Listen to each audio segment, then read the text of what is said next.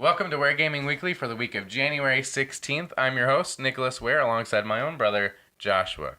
Say hi, Josh. Hi, Josh. Every Wednesday, we like to take you through the news on YouTube.com and on podcast services. You can find us pretty much the main podcast services. If there's anything that we're not on, please let us know.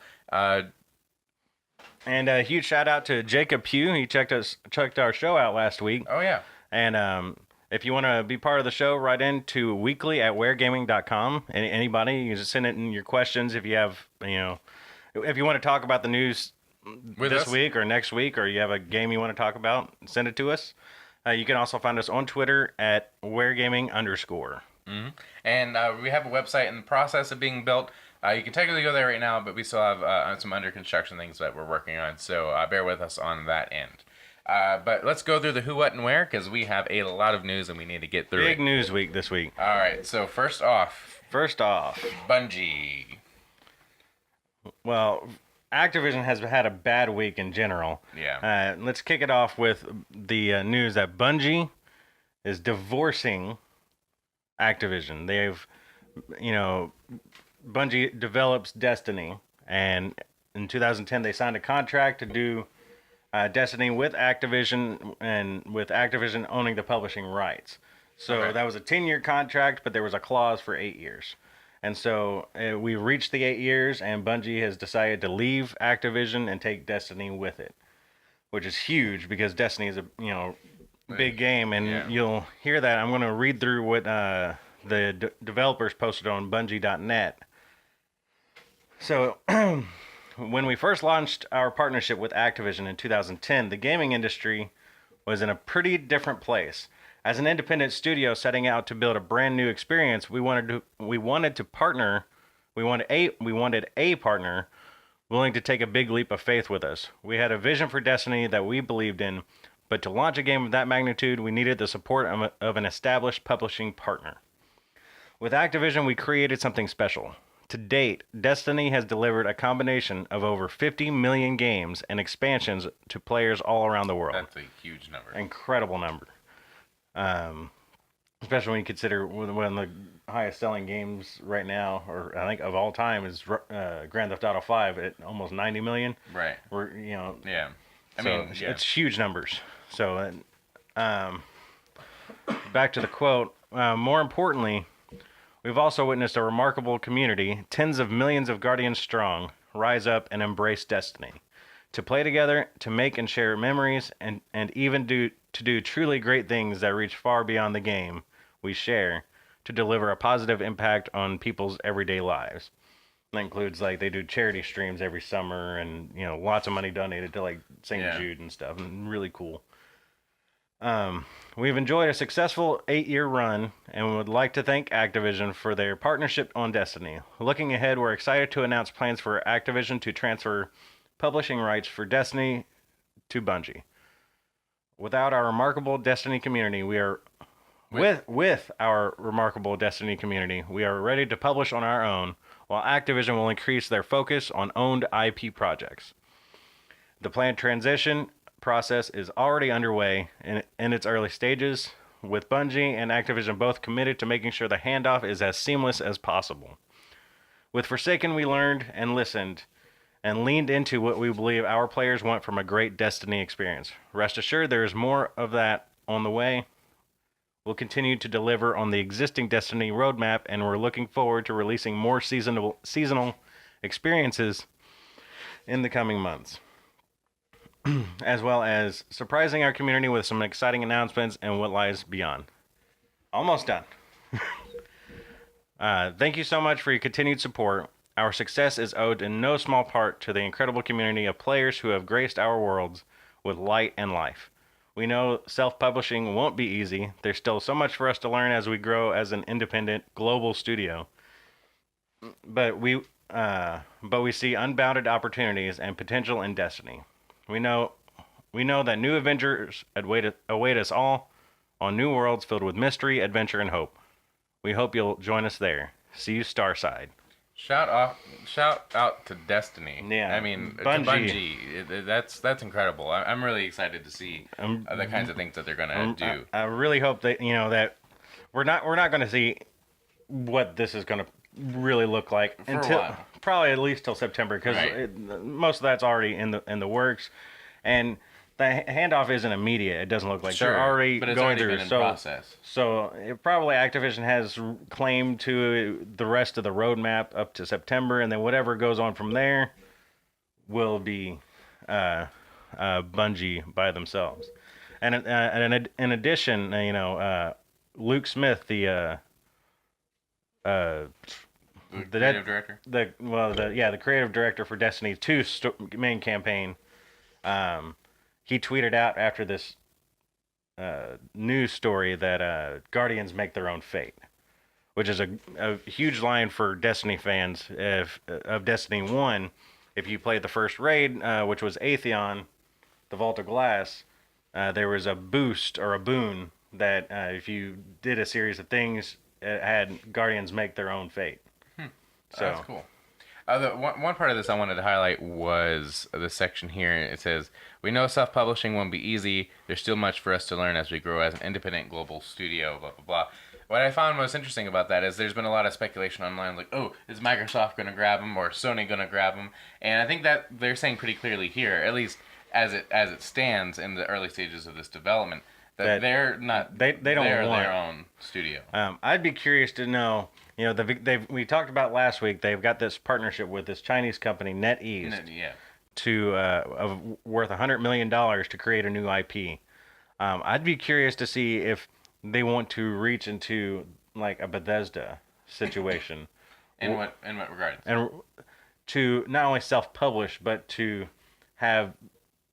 bring in studios under the Under the Bungie umbrella? Bungie banner. So you'd have, on Destiny, you have High Moon and Vicarious Visions, who helped build a lot of Destiny 2. They worked on assets. Vicarious Visions, I believe it was, that actually just did the PC port. Oh, really?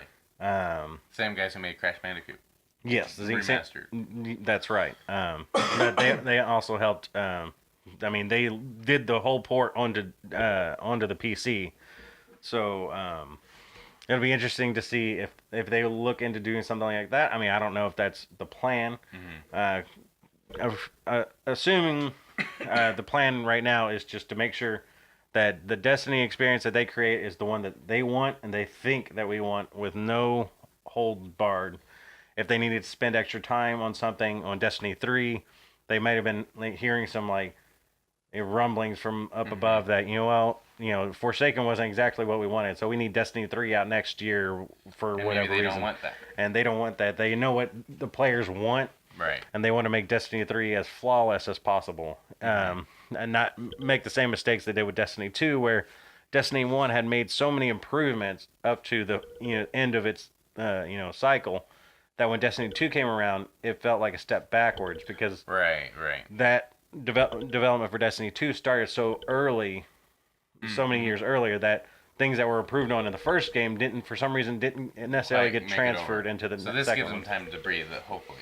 Yeah. Yeah, hopefully that gives them time to breathe. They can they can be more flexible with how they want to do their release schedules or what kind of content they want to make. That also means that there'll be less money. Yeah.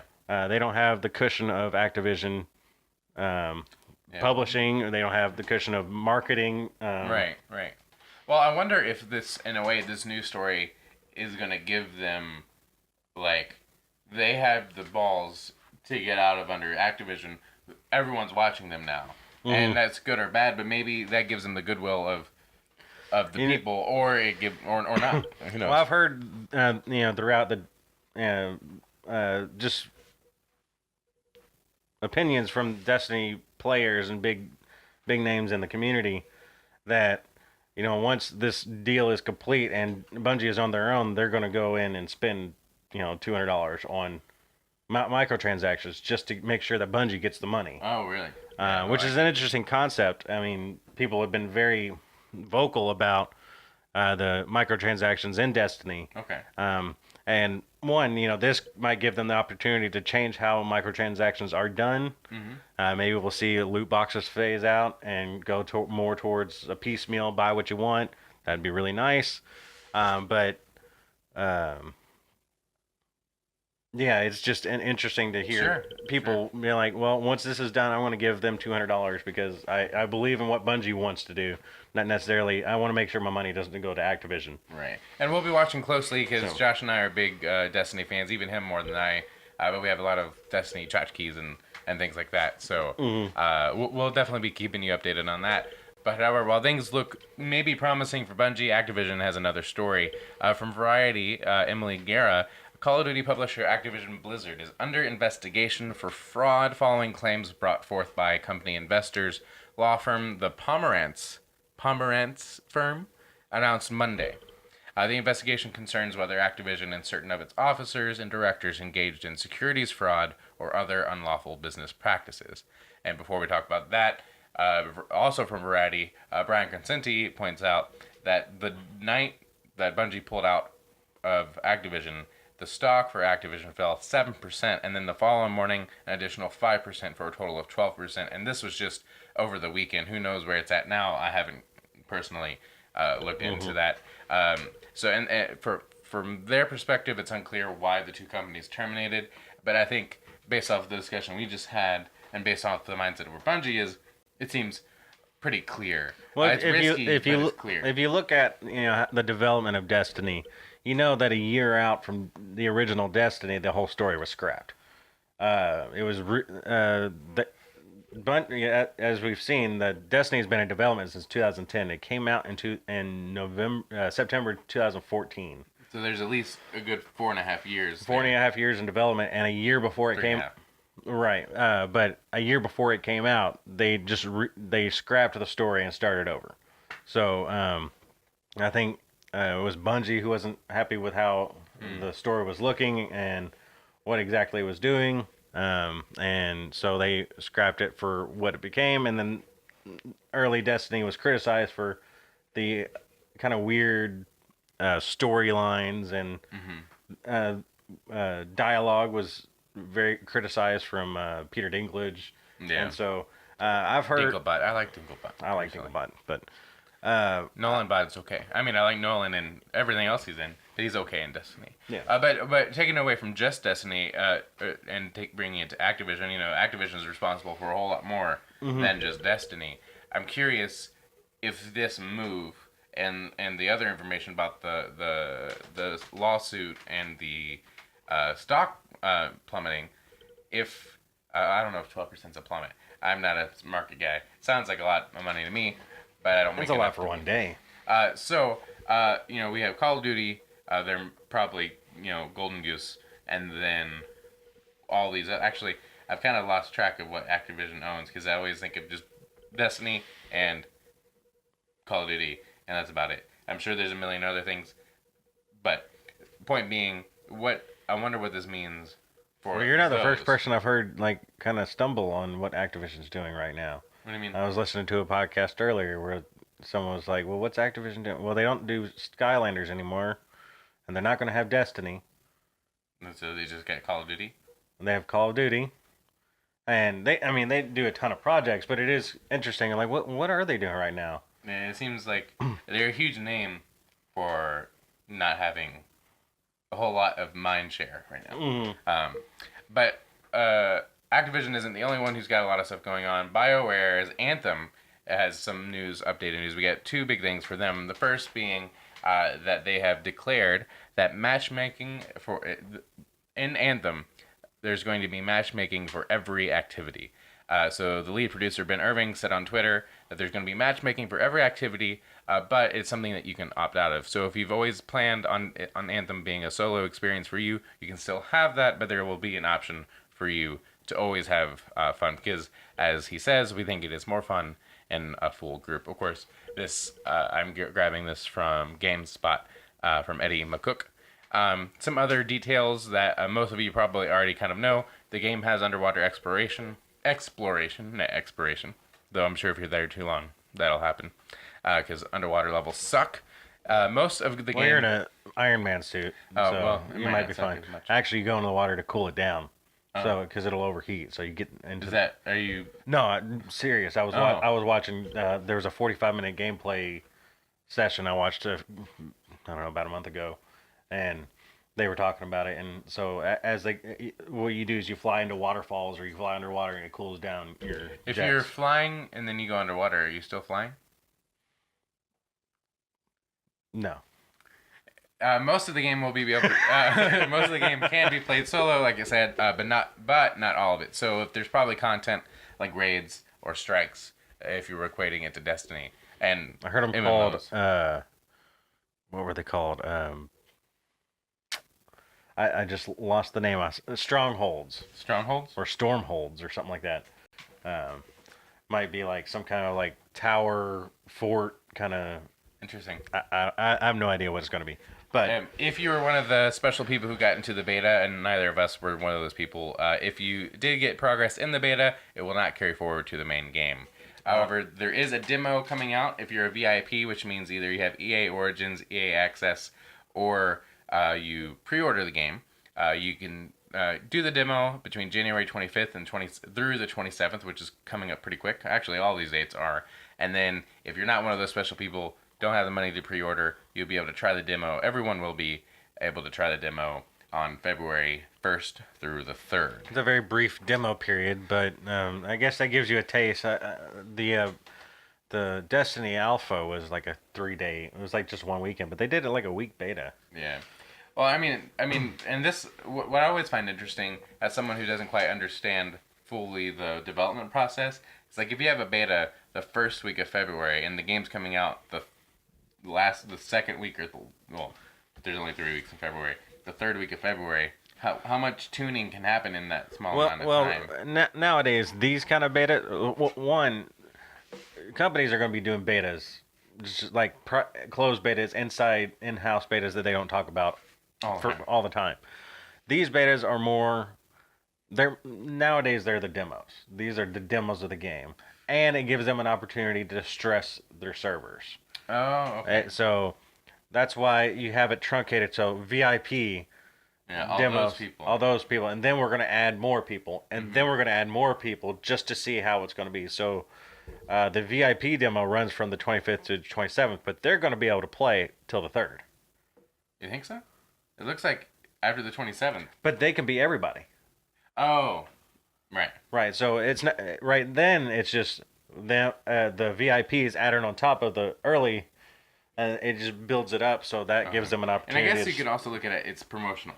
It's like, now here's your time to really decide if this Right. is the game you want to play. And everybody who plays it says it's awesome. That's exciting. We'll definitely be Watching getting it. our hands on I mean, I'm very excited for Anthem, but the more like they talk about it, the less I'm like, man, this sounds cool. I just want Oh, okay. I want to play it because I don't think they're advertising it very well. Well, I guess it's kind of like if you're trying to explain to someone who's never played Destiny the things you have to do in Destiny, it can sound. I remember when Destiny was shown off, I was like, this looks fine. I think I was more into it than you were. Yeah, I was and then like- we completely well, not completely, but we role reversed a little bit. I was like, I mean, I wasn't a Halo guy, and so when I saw Destiny, I was like, I mean, it looks fine, it looks neat. The really, it seemed like forced dialogue. Hey, Megan, how you doing? Oh, you throw the grenade now. But I was like, I'll check it out, and I played the alpha, and that was it. I pre-ordered it and played it from day one. Wow. Love Yeah. that game. If more Anthem news, so if you're weary about a few of the previous EA business Microtransaction models. practices, the microtransaction models, they have declared that there will not be any loot boxes in Anthem. There will be microtransactions, but like Josh alluded to earlier, with maybe the hopes for the future of Destiny, that it'll be more of an a la carte function rather than a random roll. Yeah, so you'll be able to like buy cosmetic items only. So you won't be able to buy your way to win or pay to win. You can buy skins for your javelin, which is the mech suit or the Iron Man suit. There'll probably be some kind of like ornaments or cosmetics or face paint or whatever. Yeah. That you'll be able to buy, and you'll be able to. There'll probably be emotes that they hopefully won't get sued over. Yeah. That's a Don't whole put the nother. Carlton dance or the floss in there. Yeah. But you'll be able to pick and choose what you want to pay for, and so that's nice. Yeah. I prefer that model. Though well, never mind. I was gonna take it through a rabbit hole. We got a And- whole lot more rabbit holes to go through. Okay. Probably So this is huge news too. So we're kind of rubber banding with EA because it's like, oh, cool, they're not putting my. Yeah, well, if you think about, Activision had a bad week. Hmm. EA and Star Wars, they're having a rough time too. Yeah. So Jason Schreier over at Kotaku uh, informs us that the new that there is an open world Star Wars game that was being made that got canceled. EA has canceled its open world Star Wars game, according to three people familiar with the goings on at the company. The game, announced alongside the shutdown of Visceral Games back in 2017, had been in development at EA's office in Vancouver. EA Vancouver, a large studio that mostly handles support for a variety of publishers' games, including FIFA and Battlefront, had been working on this open world Star Wars game since October 2017 when EA closed Visceral Games. And just to catch you up to speed, this is me, not Jason. Uh, yeah, back in October 2017, EA closed Visceral. That Amy Hennig, who was the director of Uncharted for the first three games, had been leading a linear story focused game. That got canceled, and then all those people got moved to EA Vancouver to work on this one, and now this one's got canceled. Actually, I saw a really great tweet by someone that said something like the amount of games that Disney has published or that EA has published for Star Wars that have been of note have been zero. Because everyone had problems. That with was the a Jason Schreier tweet too. Oh, was it? Yeah, they have published 0 Star Wars games of note. I mean, they basically published 2 Battlefront games. And both of them had Both issues. of them had issues. One of them more than the other. And we really liked the first Battlefront. Well, I enjoyed playing. I enjoyed playing the first Battlefront. There was no story mode. I enjoyed playing the story mode of the second one. It wasn't the best story mode, but there was moments playing the story mode of Battlefront 2 that I thought, I mean, it looked like you were in the movie. So just Yeah. the quality of the visuals were great. I didn't care about the online stuff, so I wasn't super mad about them. But So Jason goes into a little bit deeper. So kind of reiterating. Until then, let me jump back a little bit. The game, announced alongside the shutdown of Visceral Games back in 2017, had been in development at EA's office in Vancouver, a large studio that mostly handles support for a variety of publisher games, including FIFA and Battlefront. Had been working on the open world Star Wars game since October 2017. Like I said, EA closed Visceral. Until then, Visceral, best known for its Dead Space horror series, was developing its own Star Wars game, codenamed Ragtag. And then, like I said, Vancouver took over. There's a whole lot more. Jason really goes into detail, as he does with a lot of his articles. So go over there, give it a click, because Jason Schreier is probably one of the best in the industry for this kind of stuff. It's really interesting. Right now, I think in the pipeline, the only Star Wars games we know of that's supposed to be coming out this year is Jedi Fallen Order, which is Respawn's game. Yeah, who makes that Titanfall developer. And we have not seen a thing from that game. Now, I say that as if it's dire, but as we talked about last week, we don't really know anything about 2019 in games. So no, we don't. But Star Wars and games have not done very well, and particularly EA. And I really hope that Disney's like, what are you all doing with our license? And they start. Anytime a Star Wars game is mentioned, it's more like, all right, we'll see what happens.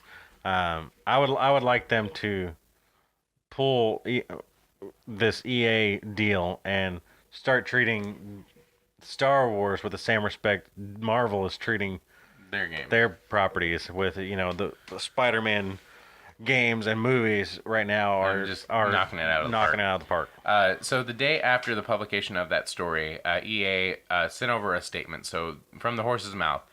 There's been speculation overnight about one of our Star Wars projects. As a natural part of the creative process, the great work by our team in Vancouver continues and will evolve into future Star Wars content and games.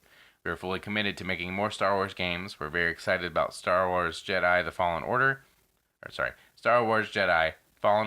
from Respawn, and we'll share more about our new projects when the time is right. So that's all but confirming that this project is definitely dead. And Jedi Fallen Order is definitely coming out sometime. Yeah, Star Wars Jedi Fallen Order is coming out from Respawn, but and probably all those people. And there were no layoffs from this shutdown. And that's probably the silver that's lining the- out of all of this is that no one actually no lost one their lost their job this jobs. time.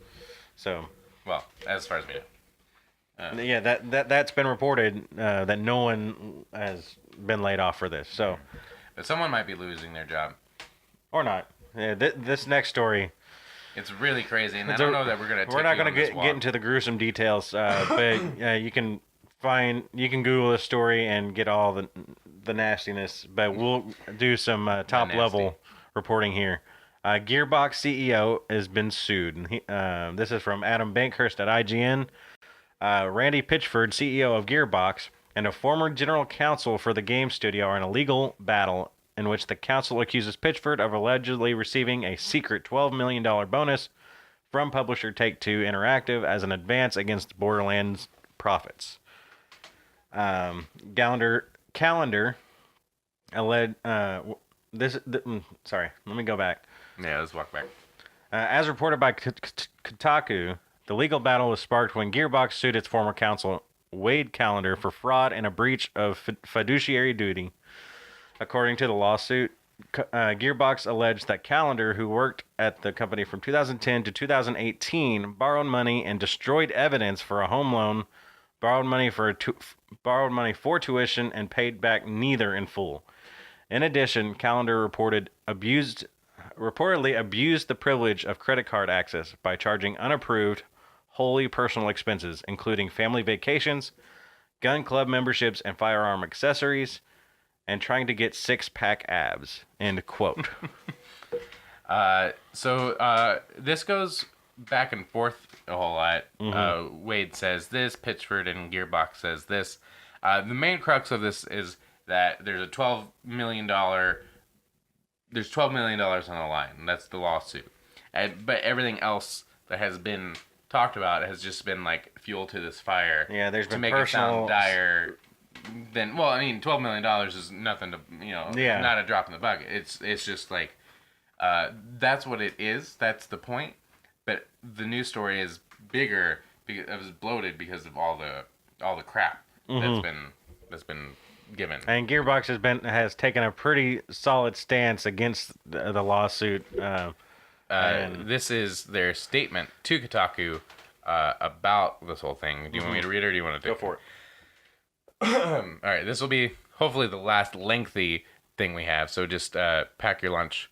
Gearbox will be filing a grievance with the State Bar of Texas against our former general counsel Wade for disciplinary proceedings for filing a lawsuit that includes accusations that he knows to be untrue.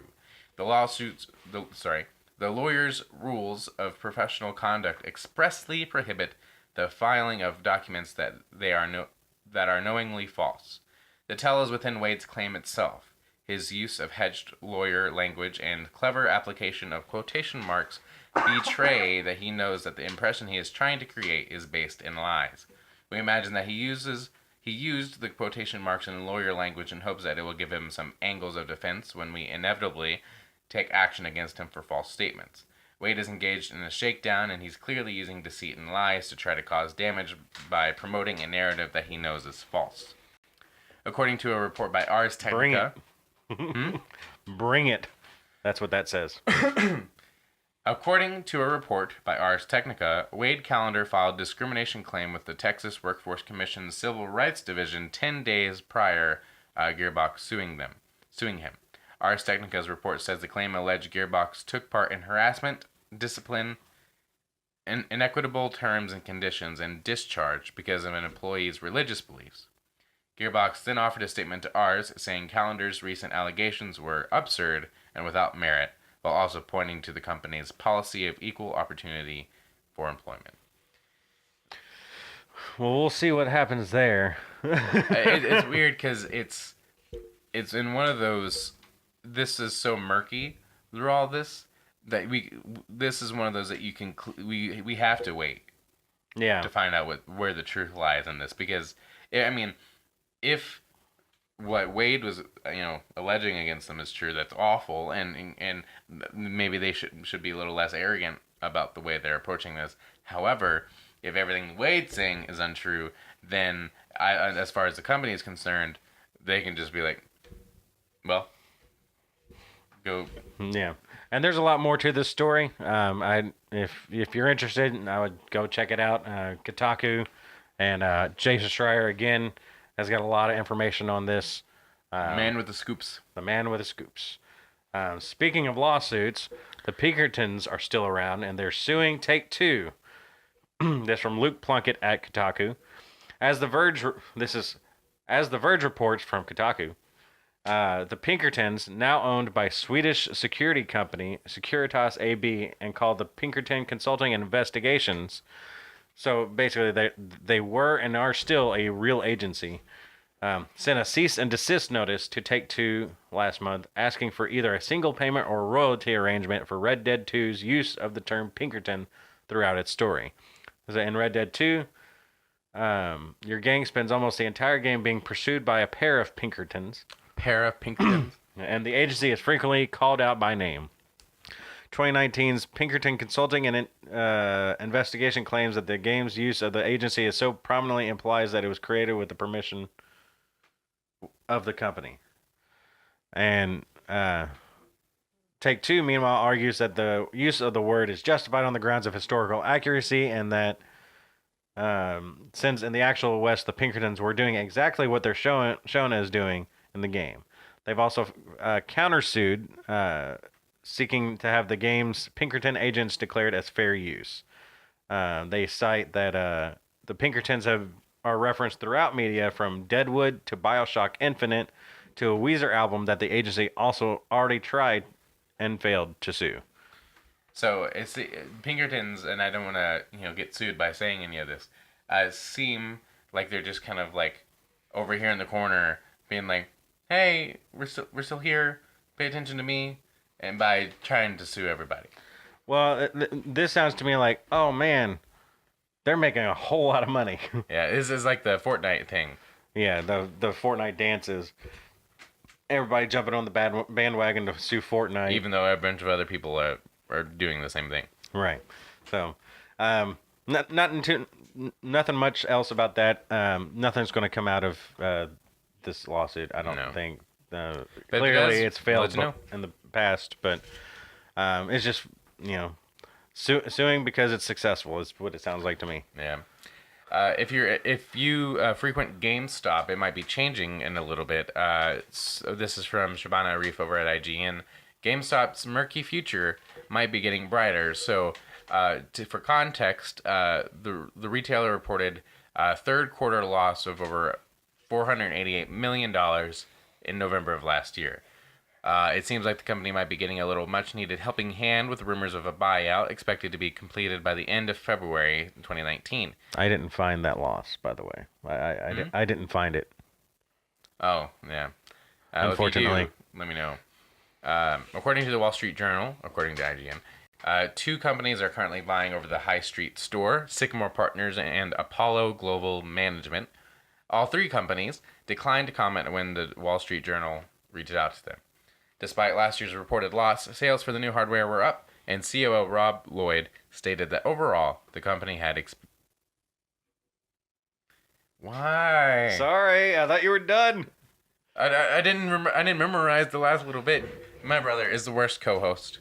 Anyway, so GameStop might be changing. If you go into the store after February, maybe it's going to look a little different. As we said last week, it's already becoming a hot topic. Yeah. And I mean, they're going to have to change to survive. Only the strongest survive, and if you're going to survive, you got to adapt. Strong survive.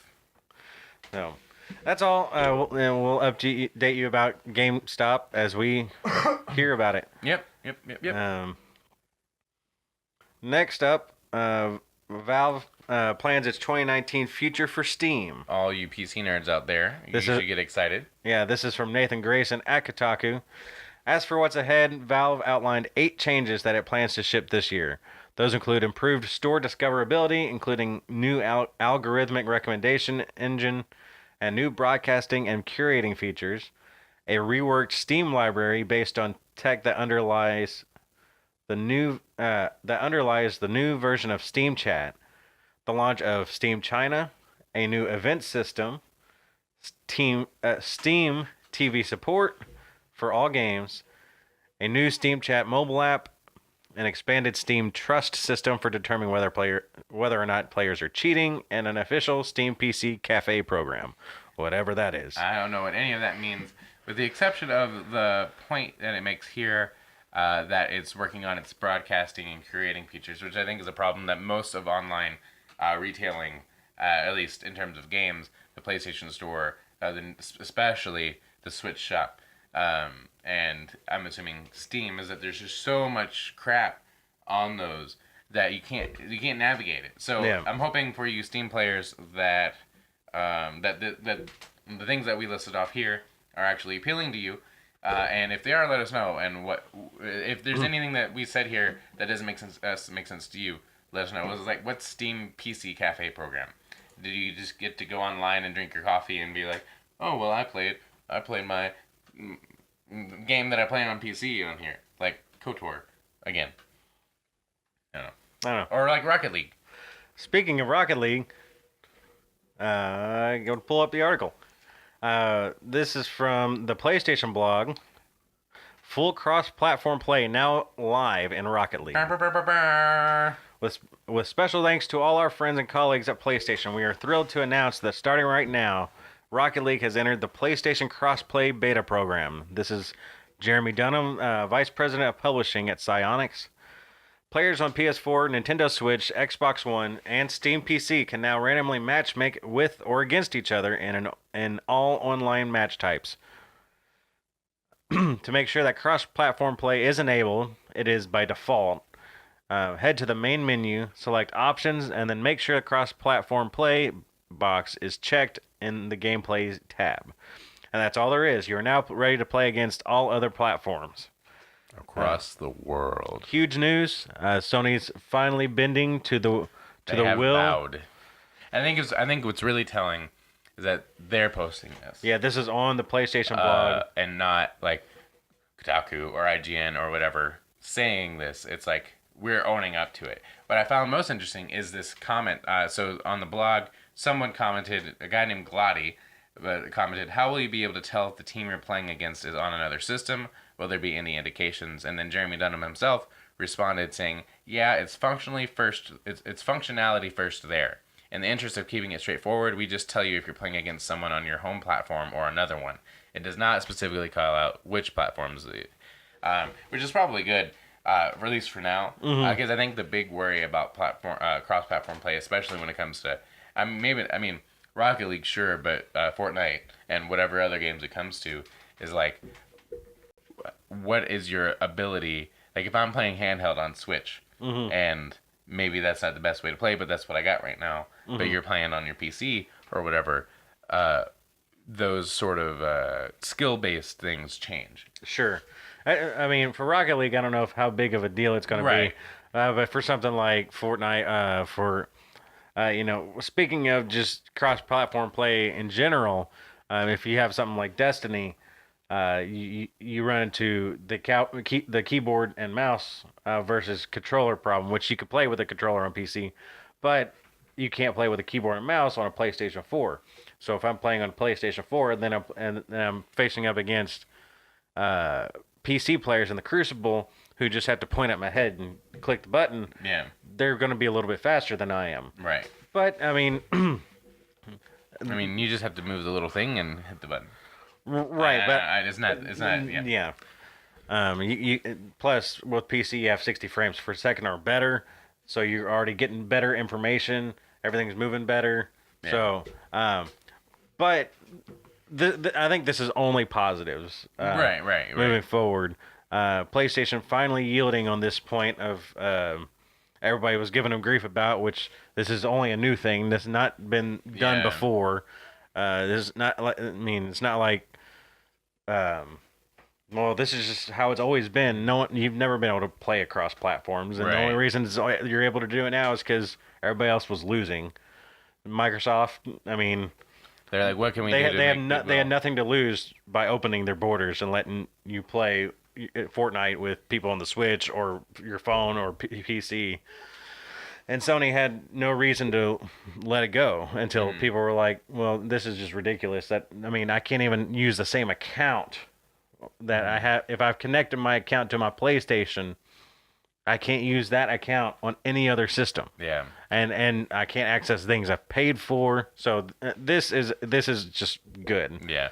We talked about this a little bit before the show, I think, but it was I had brought up that I wasn't sure how big of a deal it was actually going to end up being crossplay. But I think out of that conversation we had, what was most interesting, something you brought up was, you know, what happens if it gets to Destiny or Anthem or these bigger, you know, open world or open instance systems where, you know, if that works. Because I don't think it's going to happen for all the major games, but I think what would be really interesting is if you had cross progression. And I think that might end up being utilized better than cross platform play. Because, I mean, if I don't really have a whole lot of friends on other ecosystems. I mean, the ones that I do play with are all on PlayStation, so it's not something that is necessarily going to change for me. Sure. But if I decide one day I do get an Xbox One X or whatever the new systems are going to be, and a lot more people are interested in that, hey, maybe I'll get Destiny 3 twice. So Right. Well, I mean, I ran into people all the time that played Destiny on Xbox. Like, well, they're just doing it wrong. well, I mean, but with this, it would be easy. I wouldn't have to. They wouldn't have to buy my system. I wouldn't have to buy their system. Sure. We could just play, and then that's as unified as we could hope the gaming industry could be. Right. So we'll be interested to see how that works, and maybe soon we'll hear details about like player experiences. Yeah. With that. I mean, it's been going on with Fortnite, and I haven't heard anything negative. No. I really haven't heard anything. So it just is. Yeah. So And no news is good news. Right now, the next news story comes from Chris Kohler at Kotaku, talking about Super NES games potentially on Switch Online. So if you have a Switch, there's Switch Online, which is the yearly subscription service that you have access to, the kind of online Netflix version Netflix. of Netflix. I like that. So Switch Online's NES Classics app now has titles and descriptions for 22 Super Nintendo games buried in its code. According to data miners who have looked at the program, there's a welcome glimmer of hope for anyone hoping to play Super Mario World on their Switch. Are you one of those people? I am. But it does not necessarily mean that those games will show up anytime soon. So basically, this happened. There is a guy named Cappuccino Heck who last year hacked the program to inject more game ROMs onto the app, and posted findings from his data mining. He formatted the same way as NES games titles and descriptions is a batch of information for 22 NES games, much of it in Japanese, but some in English. The games named in the program's code are Breath of Fire 2, Contra 3, The Alien Wars, Demon's Crest, F-Zero, Kirby's Dream Course, Kirby's Dream Land 3, Kirby's Superstar, The Legend of Mystical Ninja, The Legend of Zelda: A Link to the Past, Pilot Wings, Poppin' Twinbee, Star Fox, Star Fox 2, Stunt Race FX, Super Ghouls and Ghosts, Super Mario All-Stars, Super Mario Kart, Super Mario World, Super Mario World 2, Yoshi's Island, Super Metroid, Super Punch-Out, and Super Soccer.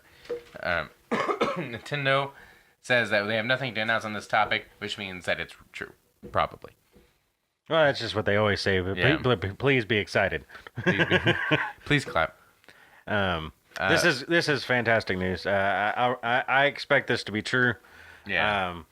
I mean, I don't see why there would be a reason for all this stuff to be hidden away in the app And then not exist.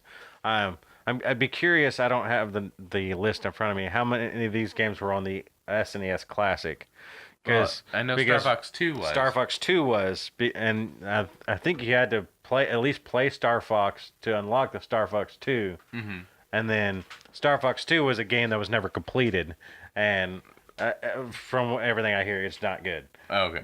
It's really just like a neat like bit of history. That Star Fox 2 eventually became the kernel for Star Fox 64, which Oh, okay. I played the heck out of. So I'm excited to play Star Fox because I never played the original Star Fox on the Super Nintendo. I'll be interested to see what Star Fox 2 looks like. Sure. Um, as far as the other games, I never played most of these. Yeah, I grew up as a young millennial. Most of these games I've never heard of. Well, I mean, I've heard of the characters, but Kirby's Dream Course, Dreamland 3, Pilot Wings, Poppin' Twinbee, things like that, I've never heard of before. I have, I've touched the Mario games, but Right. as an adult gamer, I'd be interested in going back to those and Mm-hmm. seeing how I fare because I've never actually beaten. Well, that's not true. I did beat Mario Odyssey, but I feel like that's not quite the record to set. Yeah, you've not beaten any other Super Mario I've game? not beaten any Mario games. Wow. I didn't know this. Except for Odyssey. And I've not even gotten all the moons in Odyssey. So this will be, and I don't even know if that counts because that's a three, whatever. Oh, I might have beat Sunshine. Oh, I didn't beat Sunshine. I hated Sunshine. Well, whatever. I actually don't have that fondness for it. I do want to get into Super Metroid. I'm curious if uh, my scar from Axiom Verge is going to prevent me from liking Super Metroid. But which is weird because I really liked Axiom. It's the weirdest relationship I've ever had with a game where I played the crap out of Axiom Verge, which is a great Metroidvania, but it made me kind of never want to play another Metroidvania because Mm-hmm. I've sunk so much into it, and the sound haunts me to this day. I can hear the sound of this world where one of the levels on the map I just could not get out of, and I was like figuring it out and whatever, and I died so many times, and I just lost myself. I only probably put like 25 hours into the game, which is probably a lot, but uh, I just it's to the point where it's like I beat it and then I never wanted to touch it again. And it makes me it's like when you had bad food one day, it's like I can't touch it I again. didn't beat Axiom Verge, but I mean, I remember really It was so liking the much sound fun. design. It was so much fun. But The then music was awesome, but I didn't spend a lot of time in one section or anything that I don't know. I would reenact the sound, but I'm not gonna do that to you guys. No. Um, other games to know. I mean, Super Mario All Stars. Well, one Super Mario World is one of my favorite games of all time. Okay. And there's nothing more I could say about that. It's just an amazing game, and I definitely look forward to playing it again. Playing it again. Hopefully, the lag doesn't kill me every time I try to jump. But Super Mario All Stars was just the first HD remaster, basically a collection. You had the original Super Mario Brothers, Super Mario Two Brothers Two, which was in America, which was Doki Doki Panic. In Japan, they just rebranded the characters onto because they thought the actual Super Mario Brothers 2 was too hard for us. And then All Stars they brought it as Were they right? this was the Mario the Lost Levels and they were very hard. Okay. I don't think I ever beat that one. I did beat the original Super Mario Brothers, and it also includes Super Mario 3. And I Go ahead. was gonna say, anyway, that's just a great thing to look out for. I don't know that this. I expect that this will be drip fed, just like the NES Yeah. games have come out. They'll probably come out 2 or 3 at a time. And I'm just What's curious to me about Mario All Stars is that right now on the Nintendo Classic, Online, there's already the original Super Mario Brothers or Mario Brothers or whatever, and there's already Mario Brothers 3, mhm. and stuff like that. So putting All Stars on there already include. Well, yeah, but the Super Mario All Stars is the up-res version, so Super Mario Brothers doesn't look the same as it does on the All Stars because Oh, it okay. looks 16-bit. Oh, I see. I don't know that Super Mario 3 looks any different. I can't remember, but I know Super Mario Brothers on the All Stars cart looks very different than it does on the NES. Okay. So, So and it includes the Lost Levels, which most Americans didn't get to play. okay. So keep an eye out on that. Awesome Games Done Quick, which is a how do you explain it? They're just a group of people that get together, and they do live streams where they speed run games, and every now and then they'll do charity drives. And over the weekend, Awesome Games Done Quick raised over $2.9 million for the Prevent Cancer Foundation. That's nice. It's That's a good awesome, story. actually. Yeah. I like hearing stuff like that. We When mentioned games can help save the world, that's always a good thing. we mentioned earlier, Destiny does, every summer does Guardian Con, and there's a huge push for St. Jude's Oh, really? Oh, that's awesome. uh, Children's Hospital drive, and Okay. just all the streamers get together and do like for a week straight. There's just a constant drive of money Wow. for charity. That's awesome. Then you have Extra Life.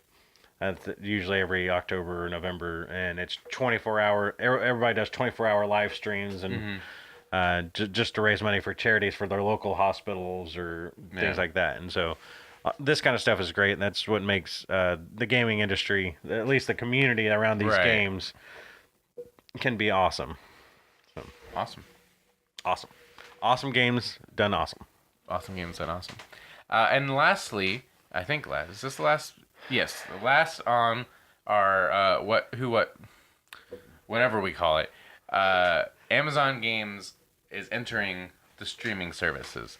There's not a lot about this yet, but I picked this up because I just think it's interesting. All these players just deciding to jump in to cloud gaming. This little tidbits from Colin Stevens over at IGN. Amazon is reportedly working on a video game streaming service, but it isn't likely to be launched until 2020 at the earliest. Reported by the Information via GameIndustry.biz, sources indicate that the service will be similar to what Microsoft and Google are doing, are currently building with Project xCloud and Project Stream, respectively. This service looks to eliminate the need for expensive hardware to run graphically taxing games. Instead, like its competitors, the games would be run inside of powerful data centers and streamed to various devices, including smartphones, tablets, smart TVs, and more. So, Josh, this leads us into this week's topic, which is interesting to me. Cloud gaming future is how I think of it. Mm-hmm. What does all this mean to you? Or like we have like it said, we have Project xCloud from Microsoft, Project Stream from Google. You mentioned something about Verizon. Yeah, Verizon. I heard a story the other day. I can't remember where it was from, but Verizon stepping into the game, doing something that sounds just like this. Apple's going to do the same thing. They've been talking about it for years, and I don't know if there's any hard or fast date for something like that. I've been hearing something coming this year, maybe for Apple to release their own system, but and then last week, which isn't necessarily cloud gaming, you had the Mad Box. Everybody jumping into this hardware game, but specifically with the cloud gaming. I just find it interesting that everybody's trying to attack the same problem. Mm-hmm. Basically, someone wants to be first and best. Right. Yeah. And my thoughts are, again, I think we talked about it before the show. It'd be more neat for me if these people work together. I like to see them. Somebody build this infrastructure for the streaming platform, because each of these companies are going to have a unique take on what this cloud streaming is going to do, or how to do it per se. And be more interesting if some of these companies work together to build a very strong foundation for what cloud gaming is going to be, because cloud gaming is going to be the future of what games are going to become. We're going to pretty much lose the hardware manufacturers to that makes me feel weird. It gives me weird vibes, because you had mentioned before that you would like perfect world is like one ubiquitous thing, and maybe Ubisoft would be a part of it too. Yeah. Where ubiquitous software. Yeah, where you could just pick your PlayStation app and then play the game. I mean, can you imagine? You just log on to your Roku app or your smart TV, and it's just you've got a PlayStation app Xbox app. You have Wouldn't it be cool if you just had a Switch controller, a PlayStation controller, and an Xbox controller, and you just press the on button and it would just pop up yeah. the thing? That would be cool. But I, I don't, I can't visualize what this would look like because the like third party developers, where does that leave them? Because can't they just go like in this hypothetical all one. Well, even not all one. When what it is like it right now, if you know, it just I'm having a hard time thinking about Yeah, it the looks way like you're about to pull your hair out. Oh yeah, oops. um, um, well, I think it'll be similar to how we currently do it with the third parties, where they have to publish. I mean, sure. I mean, EA, Activision with Battle.net. You have Epic with their own store on PC. Ubisoft has their own store. But if everybody has their own store, it's it gets saturated. Like it'll be hard to find something. So people are going to gravitate more towards one platform. You hear Epic's starting their own PC store, and until they offer something just crazy, it's going to be hard to get people to pull away from Steam. well, something that we didn't include in the news rundown is the Division is for the online portal is exclusively running through Epic. Right. So I guess that kind of answers my question. Right. They could choose to just publish that out of their own PC store, but because more eyes are going to be on Epic or Steam, people are more likely to pick it up because, I mean, you could go to a hardware store, you can go to a grocery store, you can go to a tire shop, you could go to a bakery, or you could go to Walmart where it's all there. That's interesting. And then the people who pay more are going to be featured better.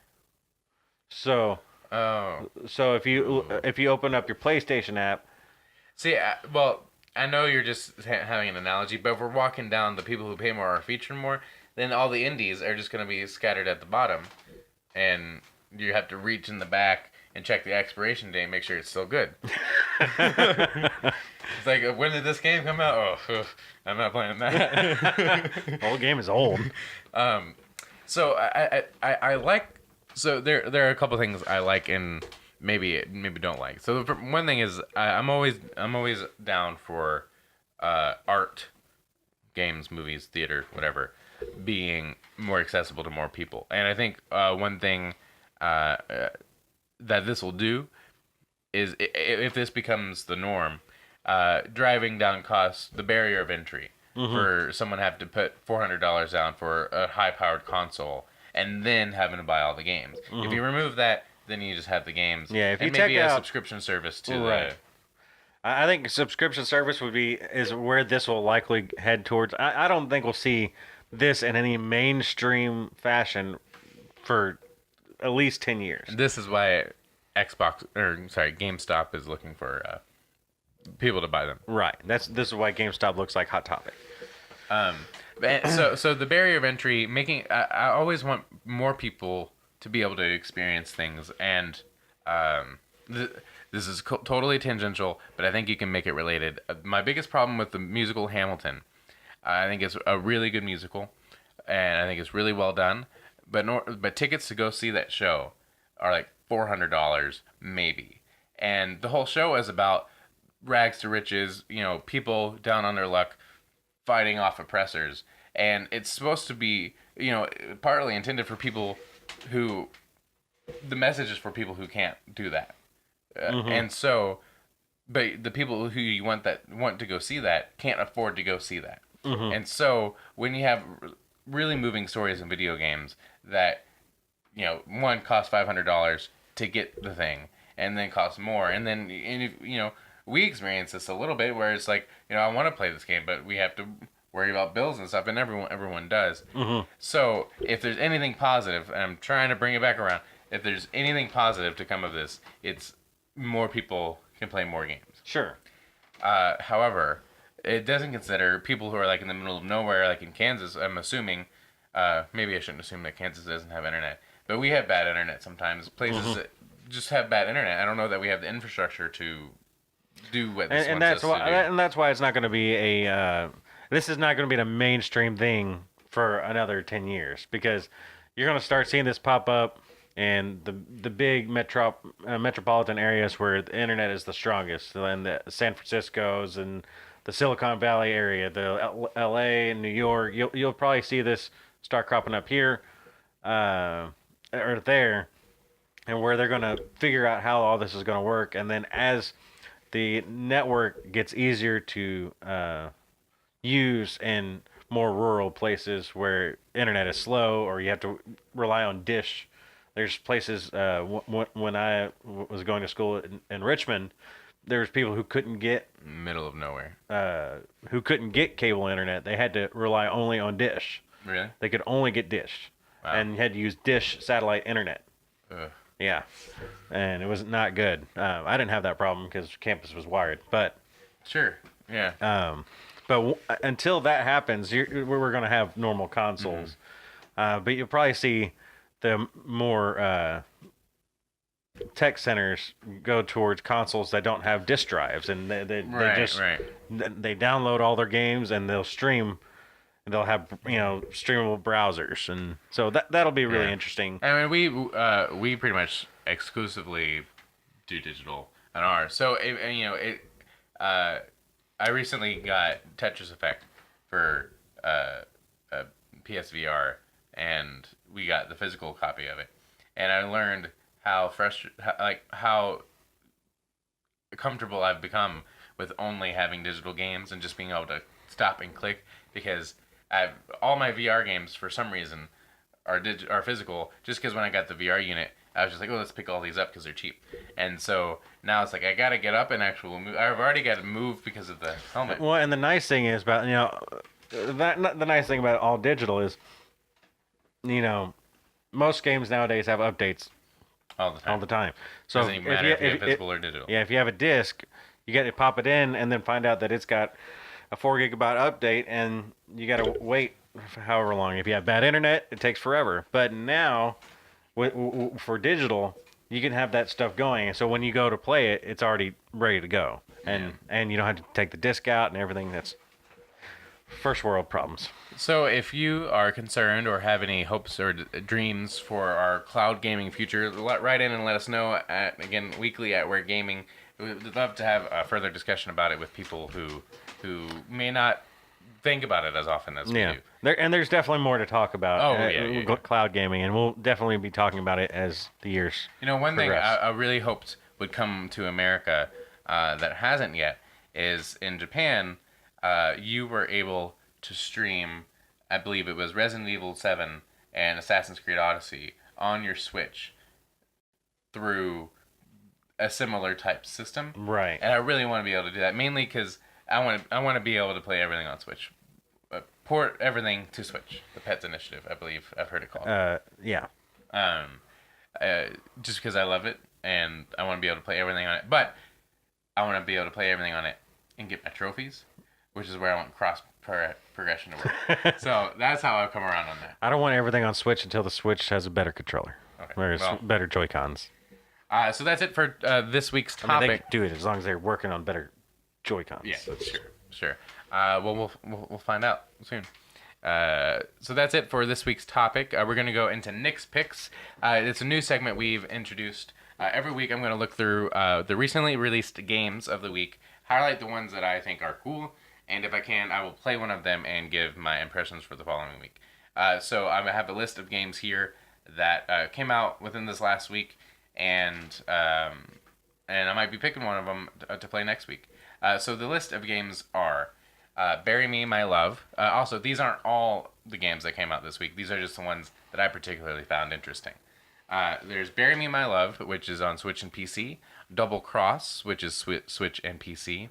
Inside My Radio, which is on Switch, and I think it's already on a bunch of other platforms. Also, Bury Me, My Love is also on iOS and Android apps, so you can download it there.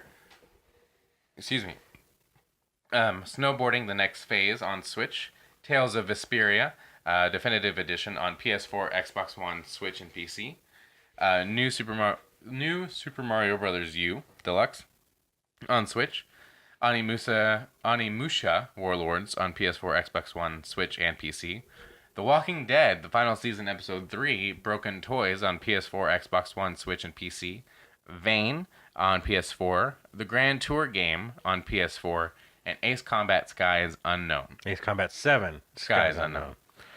So a few of these were really interesting to me. Bury Me My Love, I think, since I already own it, spoiler alert, is probably going to be next week's review. I've played a very little bit of it, not enough to really give you good. But the premise is, it's one of those games where it's like a messaging game where you're playing the husband of a wife who's trying to immigrate out of the country. Okay. And so she's telling you the story of her leaving and telling you like what's going on, and you help her out with that. This it's based in Syria. I believe so. I can't remember, but I think it's Syria. Syrian refugees. That sounds topical. Sounds about right. Mm-hmm. Or maybe it's a generic. No, I mean it's real life. Okay. It's, they've talked. There's a whole map and everything. I just can't remember. Okay. She's trying to assimilate into Turkey. Anyway, I'll talk about it next week, and I'll remember what country it is. Double Cross was a kind of a neat looking platformer. It didn't look necessarily like something I would play, but I thought someone would play this. So, I mean, someone could play all of these, but sure. It kind of makes me think of what the animation of Ben 10 was like, which is not a show I necessarily watched, but when I saw this, I'm like, it was really polished. It was really like really full color and cute, flashy. So if you're interested in that kind of animation, I would go for that. Inside My Radio is probably the most interesting out of all of these because you play a pixel, like a little pixel bot thing, and it's what I got from the trailer is that the world of music has been stolen, and you have to go through and bring the beats back. And as you play, you get beats, and I couldn't tell if it's deliberately as a mechanic or if it's just how you play based on the game. But it seems like you start platforming to the beat. So it's really neat. So like sound shapes. Yeah. Or even like Tetris Effect, where you the music won't start until you start placing your blocks. So I don't know how. Again, I only watched the trailer, so I don't know how far that is. Snowboarding the Next Phase is really just if you miss Cool Borders 3 like I do, then that might be something it looks like it's Cool Borders 3 and all the way down to it looks like a PS2 game. So I would, if you're interested in that. Tales of Vesperia, for the last few weeks I have been poring over the Switch looking for a nice JRPG to play that's not Octopath Traveler, not because I don't want to play Octopath Traveler, but I was just looking for something else. And I watched the trailer for this, and it looks like that game. That if I had money, I would actually get that. It looked really cool. It's a it's a re-release, so most of you probably already know that. Super Mario Brothers U. 2D Mario game. It's just a port from the Wii U version. People, there was only 13 million Wii U's sold, and right now they're at 20 some odd, or almost 20 million Switches sold. So, they're just trying to get their money's worth off of games that didn't sell very well in the past. And from what I heard, it was a really good game. Yeah. I'm more excited for Ace Combat 7. Skies Unknown, because I'm a huge Ace Combat fan. I played 4, I played 5, I played 0 on the PS. I think it was 0 on the PSP or something like that. But I played the PSP version and the PS2 versions. I didn't play the last one, which was Assault Horizon. It was doing some weird things. The camera looked weird. It looked pretty, but it was just one I skipped out on. Sure. But this one's got PSVR support for like 2 or 3 missions, and I heard it described as dangerously awesome. Oh. which means it was really cool, but it probably will make you really sick if you're not prepared for it. So, but there's only it like, should be no problem for you because you fly. well, yes, but anytime it looks like you're flying and you're not moving, Oh, that's true. it's just your body gets really confused.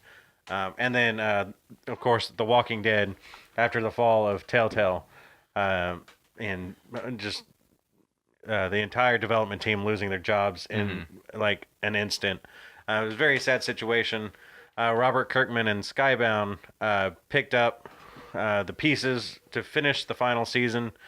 They were able to put together a team using people that actually worked on the original team. Not all of them, but as many as they could get a hold of, I guess. And then decided to put out the last 2 episodes. The final that episode comes out. It came out on the. It came out. Well, today is Wednesday, so it came out yesterday. Okay. The 15th. And then the next one's supposed to come out on March 20. The final episode is supposed to be the March 26th, I believe. Okay. Cool. So I'm looking forward to that. I've played all the games, all the episodes so far, or up to the final season. I'm going to wait until the whole season's out to finish this up. But I actually have to play the whole games. Yeah, but I love Clem. She's awesome. Her story has been great and better than most of the show has been. I fell off the show, but yeah.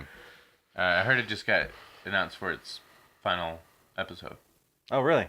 Series finale. The show. So they're going to end it. I thought it was you who told me this. I don't know. Like the series finale is set for like March. I clearly have not been following. Yeah. Maybe I did say that. I don't know. So for this week, my brief review, I'm gonna try to uphold the name of the game and keep it to about a minute. So my pick for this week did not come out last week, but it came out back in 2018. I just wanted to review it because I thought it was really good. The game is called Minute, and it is a roguelike game, as far as I can tell. Basically, you play this little character. You're in a house. There are no rules, or sorry, I should say no instructions. There's no, oh, this is what you need to do next. It's completely up to you. You walk out of your house and you grab the sword. The sword is cursed. The cursed sword makes it to where you only have 60 seconds to live. And then it becomes Groundhog Day, the game, and you go around and do some puzzle solving and do some things. The thing you change, like you can change the world around you, and depends on the items you have. And it allows you to change how you go. Like, so the thing is, it's like if you break down a bush, when you die, you have to break down the bush again, but you've gotten a new thing, and you keep going, and then you got a new thing. Okay. And it's about, it counts at the end of the game how many minutes you've lasted, and that was about 147 minutes, so 2.5 hours of the game. And there's much more that you can do. What's interesting is after you beat the game, there's a second run. It's called second run, and you only get 40 seconds. Oh wow! To do it, which I decided nope.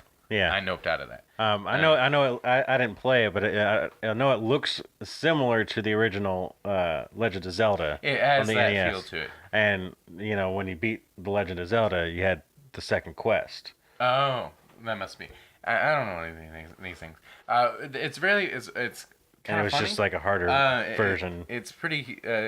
It's a funny little game. It reminds me a lot of in tone of West of Loathing. Yes, thank you. It reminds me in tone of West of Loathing, just in its humor and its kind of like contextual comedy. So I highly recommend it. I played it on Switch. You can get it on all the major platforms and console PCs. So I highly recommend it. $10, maybe less. Actually, it was $6.66, I think. And I'm like, this is weird. So that's the show. Thank you for tuning in to Ware Gaming Weekly this Wednesday. So keep an eye out for more next week. If you like the video, please hit like and subscribe, and head over to our podcast services. We're on iTunes, so if you want to leave us a review there. If you want to send us a message, you go to weekly@waregaming.com, or tweet at us at WareGaming_. I'm at SpeakNicklish. And I'm at Joss1015. You can also find us on Facebook and Instagram. Just search Ware Gaming or Ware Gaming Weekly on Instagram. Ware Gaming on. Just put the words Ware Gaming and maybe Weekly and any of the things, and hopefully we'll pop up. Yeah. And you can go... And then you can go to our WareGaming.com and find all that as well. Absolutely. Is there anything else you needed to push today? I don't think so. We had enough news and stuff to last a lifetime. So I'm curious to see what we're going to do next week. But thank you guys for sticking it out with us, and we'll see you next week. Thank you. Bye-bye. Bye.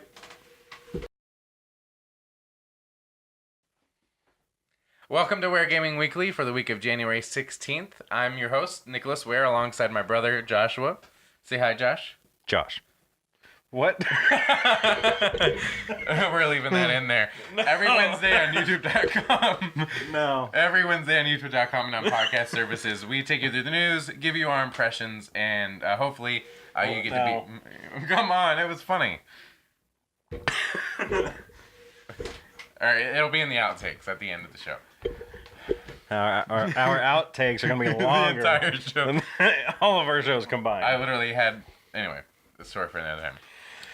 All right. This is it. 3,